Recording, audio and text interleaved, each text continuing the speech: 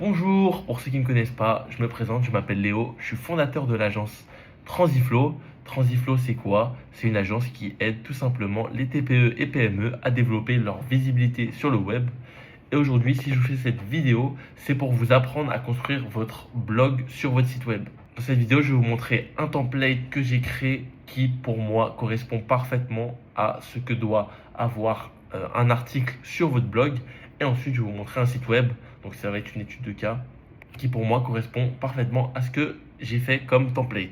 C'est parti, pas plus de blabla, on passe sur l'ordinateur. Donc c'est parti, on se retrouve directement sur mon ordinateur. Je vous ai préparé directement le template de à quoi doit ressembler votre article sur votre blog de votre site web. Franchement, c'est hyper simple. Je vais vous expliquer tout ça et ensuite je vais vous montrer un exemple d'un site qui le fait très très bien. Et bien sûr, ce template, vous pourrez le télécharger dans la description si vous le souhaitez. Alors, très simple. Première chose qu'on va mettre, donc là, le header, forcément, vous l'avez déjà sur votre site. Donc, le header, qu'est-ce que c'est? C'est la partie où, généralement, il y a votre menu et quand est-ce qu'on peut défiler. Il y a votre logo au milieu, enfin, quelque part, et un call to action, un bouton devis gratuit, demandez, contactez-nous, etc. En haut. Voilà, ça, c'est ce que vous avez de base. Ensuite, vous devriez avoir la file d'Ariane. Le fil d'Ariane, qu'est-ce que c'est? C'est, vous savez, la structure de comment est fait votre site web. C'est-à-dire que là, si par exemple, vous êtes une entreprise dans le BTP, et donc là, ce que ça va se passer, c'est que là, par exemple, ça va faire, il y aura marqué blog, une petite flèche, et ensuite, il y aura marqué la catégorie. Justement, il y aura marqué BTP, et ensuite, là, ce sera le titre de l'article. Donc, dans la catégorie BTP, il y aura votre article sur le BTP. Par exemple, comment faire du béton. Enfin, je ne sais pas si ça pourrait rentrer dedans, mais voilà. Comment faire son béton maison. Donc, ça ferait blog, BTP, et le titre de l'article, comment faire son béton. Et là, du coup, c'est ça la fête d'Ariane. Ensuite, on met le titre de l'article en H1, c'est très important. Et ce sera le seul H1 de la page. Donc là, vous avez ensuite le nom du rédacteur, si possible, avec une petite image personnalisée et le titre du rédacteur. Donc généralement, ça va être son poste. Par exemple, là, ça va être Jean-Marc, on va dire directeur de l'entreprise Etendex. Voilà, dans le BTP pour rester dedans. Et ensuite, on met la date de la publication et le temps de lecture. Et très important, on met une image ici qui est personnalisée si possible. Donc, par exemple, si c'est comment faire du béton, une image de quelqu'un qui est en train de faire du béton. Voilà, tout simplement. Ensuite, on va séparer la page en deux. Et ensuite, celle-ci, cette partie-là, oups. Donc, cette partie-là, zone de texte, etc., on va faire en sorte que ça prenne 66% de la page. Donc ça fait 66% et ça fait 34%. On peut mettre à peu près 67, 68, c'est pas un souci, mais en tout cas, plus que, en gros, ça doit prendre 2 tiers de la page. Voilà, donc on sépare. Là, on met la zone de texte, donc son article, tac, tac, tac. Et ensuite, en bas, on met une bannière intermédiaire. Donc généralement, ça va être là, il y aura un call to action. Généralement, il y aura un petit texte, etc. Simple, efficace. Voilà. Et ensuite, en dessous, on va mettre un bloc qui va vraiment être percutant. Et là, par exemple, ça va être bon à savoir, ce qu'il faut retenir, quelque chose comme ça. Donc là, c'est hyper important. Ensuite, à droite, on va mettre le sommaire, donc qui se suit. Quand on clique sur les boutons, si possible, ça redirige vers le H2 de la zone de texte. Donc ça va descendre, etc.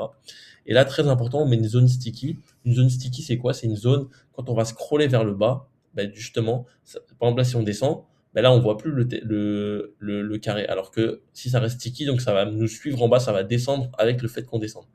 Vous allez comprendre, c'est très simple. Quand je vais vous montrer un exemple. Ensuite, en bas, on met le lien d'autres articles. Hop, c'est très important pour le maillage interne et il faut que ces autres articles ils soient en lien. Par exemple, là, c'est comment faire du béton sur le premier, enfin, l'article. Le deuxième lien, il va être ça va être des articles dans le lien dans le BTP. Très, très important. Il ne faut pas que vous mettiez, si vous avez une autre catégorie, par exemple, nettoyage, il ne faut pas mettre un article nettoyage. Il faut vraiment sélectionner ces articles pour faire du maillage interne, pour que le robot Google, quand il va sur cette page, ça lui facilite la tâche sur quelle page il doit relier entre elles. C'est hyper important. Donc là, vous mettez 3, 4 maximum articles, et ensuite vous mettez un appel à l'action, donc un call to action, un petit texte, pourquoi choisir nous pour faire votre béton, etc. par exemple. Quelques mots, et ensuite vous mettez le bouton pour justement vous contacter, quelque chose comme ça. Et ensuite on met le footer, donc le footer aussi vous l'avez sur le site, c'est l'inverse du header, donc c'est ce qu'il y a en dessous du site avec généralement mention légale, un peu ça redirige vers toutes les pages, il y a toujours le logo dedans, etc. Maintenant qu'est-ce que je vais faire? Je vais vous présenter le site qui s'appelle PayFit. C'est comme on va dire, Legal Place. Je pense que ça peut plus vous parler. Enfin, c'est plus connu pour moi. Je connaissais pas PayFit. Je suis tombé dessus par hasard.